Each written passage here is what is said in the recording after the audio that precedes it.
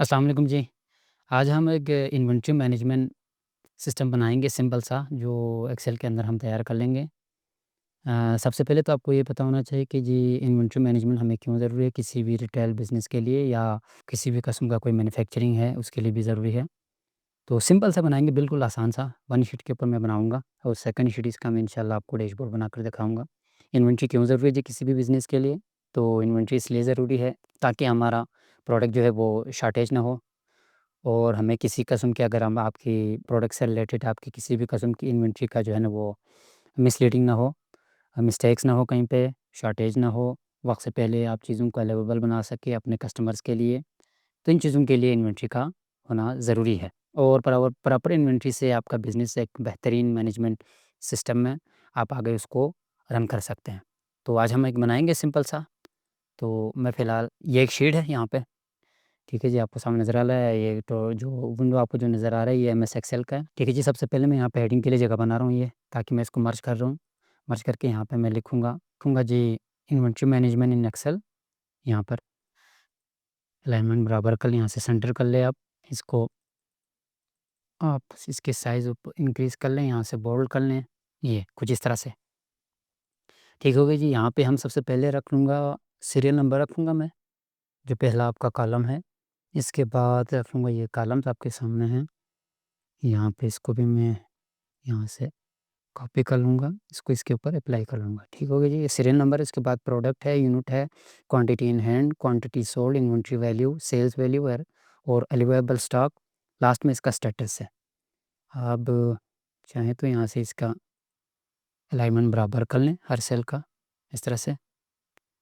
मैं यहाँ चाहूँगा जी इनको रैप टेक्स्ट ना कर लूँ बल्कि इस तरह से रख लूँ, ताकि शीट आपको आगे फुल स्क्रीन के ऊपर नज़र आ जाए। ये आपको सामने नज़र आ रहा है, जस्ट मैंने सिंपल सा हेडिंग डाल दिया यहाँ पे। ठीक हो गया जी, इन सबको आप यहाँ से क्या कहते हैं बॉर्डर ओपन कर सकते हैं यहाँ से, आप चाहें तो। मैं फ़िलहाल यहाँ तक कर रहा हूँ, सिंपल सा।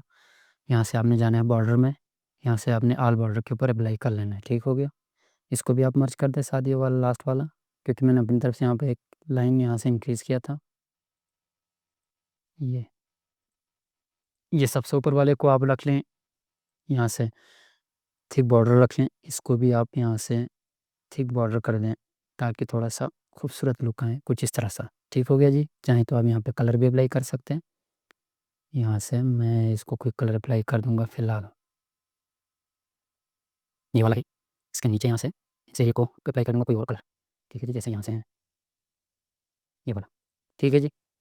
ओके हो गया। आप चाहें तो यहाँ से इसका फ़ॉन्ट कलर भी चेंज कर सकते हैं।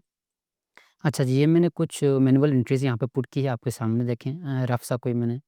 ठीक है जी, यहाँ पे एक जनरल स्टोर के आप यूँ कह लें, मैंने प्रोडक्ट को यहाँ पे पुट किया है। यहाँ पे आगे जाके कुछ फ़ॉर्मूले लगेंगे, यहाँ पे इन्वेंटरी से लेकर ये 3-4 कॉलम्स के लिए मैंने फ़िलहाल तो मैनुअल पुट किया है, लेकिन मैं आपको दिखाऊँगा कि इसको आपने किस तरह फ़ॉर्मूला अप्लाई करके ऑटोमेट करना है। सबसे पहले हम यहाँ पे सिंपली सीरियल नंबर को पुट कर लेंगे। आप चाहें तो सीरियल नंबर को भी आप ऑटो कर सकते हैं यहाँ पे फ़ॉर्मूला, रॉ फ़ॉर्मूला का इस्तेमाल करते हुए। फ़िलहाल मैं सिर्फ़ इसको मैनुअल कर रहा हूँ, यहाँ से जस्ट आप इस तरह से ड्रैग कर लें, तब भी आपके लिए पर्पज़ आपका कंप्लीट हो जाएँगे, जो आपका रिक्वायरमेंट है वो मुकम्मल हो जाएगा। ठीक हो गया जी? ये कुछ इस तरह से, यहाँ से आप बेशक क्लिक कर लें इसको, नीचे तक शिफ्ट प्रेस रखकर आप यहाँ जहाँ तक आपका टेक्स्ट है वहाँ तक आप सेलेक्ट कर ले करके इसके यहाँ से अलाइनमेंट आप इनका सेट कर सकते हैं। मैं फ़िलहाल सेंटर कर रहा हूँ सबको, ताकि थोड़ा-सा खूबसूरत दिखे। ये स्टेटस वाला कॉलम थोड़ा-सा मैं आगे, ताकि ये पूरा-पूरा नज़र आ जाए इस तरह से, रैप टेक्स्ट में ना हो। ठीक हो गया जी, ये क्लियर है आपके पास? ये जो प्रोडक्ट का कॉलम है मैं चाहूँगा कि ये यहाँ से लेफ्ट अलाइन ही रहे, कुछ इस तरह से, ताकि और अच्छा दिखें। ये आपका टोटल हमारे पास एक सिंपल सा इन्वेंटरी मैनेजमेंट फॉर्मेट है। ठीक हो गया जी? यहाँ से इन्वेंटरी वैल्यू है, इसको आपने किस तरीके से ऑटोमेट करना है, मैं इसको फार्मूला आपको अप्लाई करके दिखाऊँगा। इसके लिए आप जो फार्मूला अप्लाई करेंगे वो होगा यूनिट प्राइस जो है ना, उसको मल्टीप्लाई कर लेंगे आप क्वांटिटी इन हैंड के साथ। ठीक है जी? तो आपका ये निकल आएगा। इज़ इक्वल टू लिख लें आप, यहाँ से ये वाला सेल है हमारे पास C5 है, इसको आप मल्टीप्लाई कर लें, किसके साथ? आप कर लें जी D5 के साथ। ठीक है? ये हमारा सेल एड्रेस है, आपका जो भी है आप वो उसके उसी के मुताबिक जस्ट आपने एंटर कर लेना है। ठीक होगा जी, आप आगे आगे देखें, आपके पास ये सारा कुछ सेम इसी तरह निकल आएगा। ये देखें, अगर आप यहाँ से चेंज कर लें, फ़र्ज़ कर लें ये क्वांटिटी इन है ना, ये 60 है, फ़र्ज़ कर लें आप इसको 80 कर लें, आगे आप देख लेना ये वाला सेल आपका चेंज हो जाएगा। ठीक है जी, एंटर कर लें आप। ये देखें, ये 23,600 हो गया। ठीक हो गया जी। इसी तरह ये चेंज हो जाएँगे खुद बहुत। अगर नहीं तो मैं आपको इसको एक दफ़ा डिलीट करके ना दोबारा ऊपर से ड्रैग करके दिखाता हूँ ताकि आपको पता लगे। ये हमारा फ़ार्मूला लगा हुआ है इधर ऊपर, आप चेक कर लें, मल्टीप्लाई। जस्ट आपने इसको यहाँ से नीचे ड्रैग कर लेना है। यूँ ही आप ड्रैग करेंगे, ये देखिए सारी चीज़ें खुद बहुत इसने कैलकुलेट कर ली है। ठीक हो गया जी। सेम इसी तरह सेल्स वैल्यू है, सेल वैल्यू को हम कर लेंगे, क्या कहते हैं, यूनिट प्राइस जो है ना ये है, इसको मल्टीप्लाई बाई क्वांटिटी कर लेंगे। ठीक हो गया जी। क्वांटिटी सोल्ड कर लेंगे ताकि हमारे पास सोल्ड वाला निकल आ जाए कि जी कितना हमारे पास सोल्ड हुआ है, उसकी क्या वैल्यू बन रहा है, वो यहाँ पे सेल्स वैल्यू में। यहाँ से अब हम निकालेंगे, पहले मैं इसको डिलीट कर देता हूँ यहाँ से, ये सेल वैल्यू को। ठीक है जी। अब आप देखें यहाँ पे आपने इज़ इक्वल टू करना है, क्वांटिटी सोल्ड है हमारा, इसको आपने मल्टीप्लाई करना है किसके साथ, क्वांटिटी सोल्ड के साथ करना है आपने। यूनिट प्राइस को क्वांटिटी सोल्ड के साथ आपने मल्टीप्लाई करना है ताकि आपके पास सेल्स वैल्यू निकल कर आए। एंटर कर लेना आपने, ये आपके पास निकल आए। जस्ट आपने यहाँ से डबल क्लिक करना है इस कॉर्नर के ऊपर रखकर, ये देखें नीचे सारी चीज़ें कैलकुलेट हो जाएँगी। इसी तरह एलोवेबल स्टॉक है, मैं पहले इसको डिलीट कर देता हूँ क्योंकि मैंने मैनुअली फिल किया हुआ है। अभी आपको फार्मूला दिखा रहा हूँ।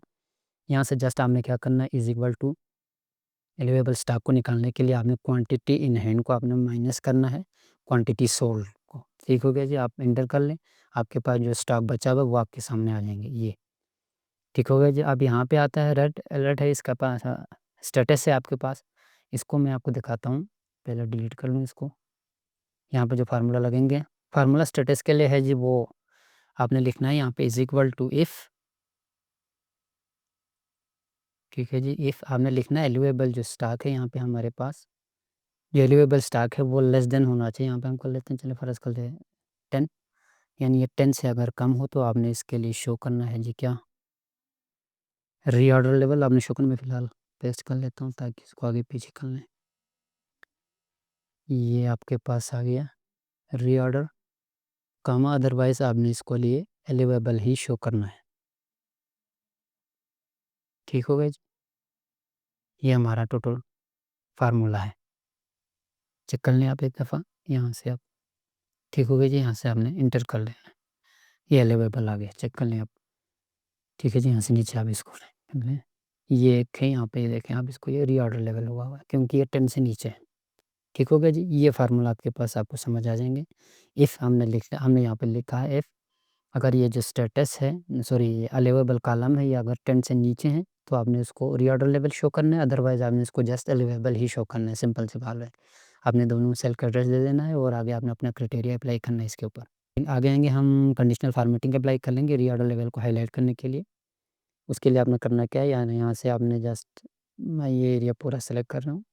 ये जो टेबल है आपका, आपने वो सेलेक्ट करना है, क्लिक करना है और आपने हाइलाइट सेल करना है यहाँ से।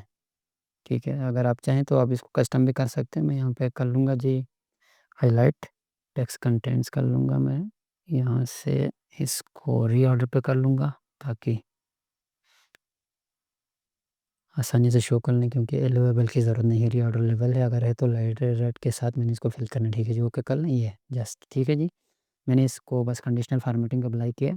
जहाँ पे भी रीऑर्डर लेवल लिखा हुआ है, कोई सेल ऐसा है जिसके ऊपर रीऑर्डर टेक्स्ट लिखा हुआ हो तो आपने उसे लाइट रेड के साथ, बैकग्राउंड के साथ आपने उसे हाइलाइट करना है। ठीक है जी।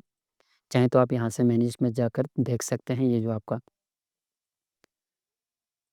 कंडीशनल फॉर्मेटिंग है, पहले इसको आप सेलेक्ट कर लें, फिर यहाँ पर चले जाएँ, मैनेज रूल में चले जाएँ। यहाँ देखें आप, ये हमने सेलेक्ट क्या कहते हैं, अप्लाई किया हुआ हमारे पास जो कंडीशनल फॉर्मेटिंग है वो है।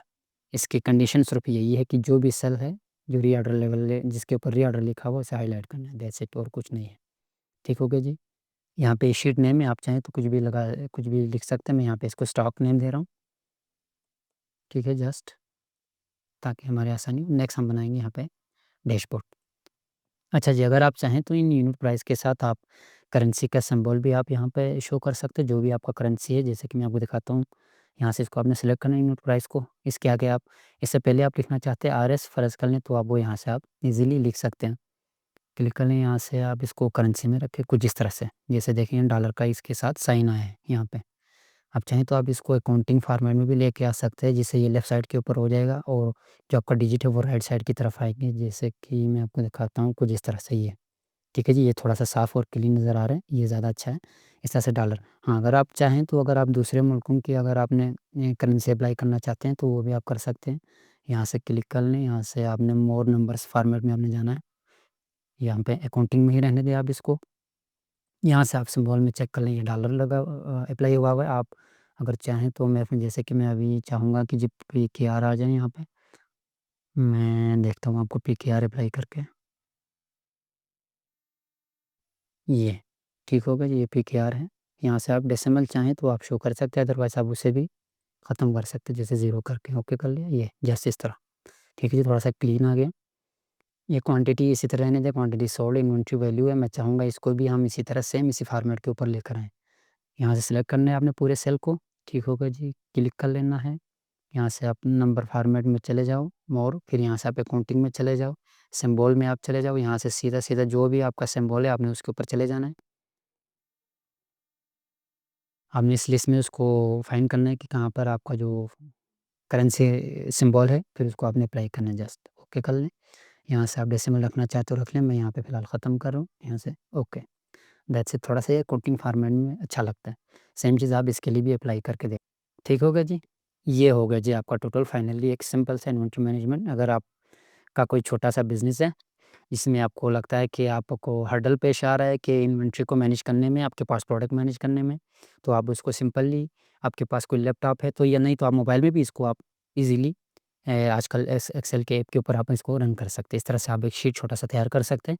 इसमें आप डेली आपके बेसिस के ऊपर आप चीज़ों को एंट्री कर सकते हैं। ठीक होगा जी? इसके अलावा अगर आप एडवांस लेवल पे चाहिए तो मैं आपको नेक्स्ट इसका एप्लीकेशन बनाकर दिखाऊँगा। वो आप देख लीजिएगा एक शीट के अंदर, और थोड़ा-सा कोशिश कर लेंगे इससे भी खूबसूरत लुक पे आपको बना के दिखाएँगे, अच्छा विजुअल के साथ, और थोड़ा-सा और एडवांस लेवल के ऊपर, या ज़्यादा कॉम्प्लेक्स नहीं करूँगा, मैं सिंपल ही रख लूँगा ताकि समझने में आपके लिए आसानी हो। ठीक होगा जी? अभी डैशबोर्ड बनाएँगे नेक्स्ट वीडियो में, इसी का एक पार्ट आएँगे, उसके ऊपर मैं आपको इसी में एक सिंपल सा डैशबोर्ड बनाकर दिखाएँगे। वहाँ पे आप क्या, बहुत-बहुत शुक्रिया जी, अपना ख़्याल रखिएगा, अल्लाह हाफ़िज़।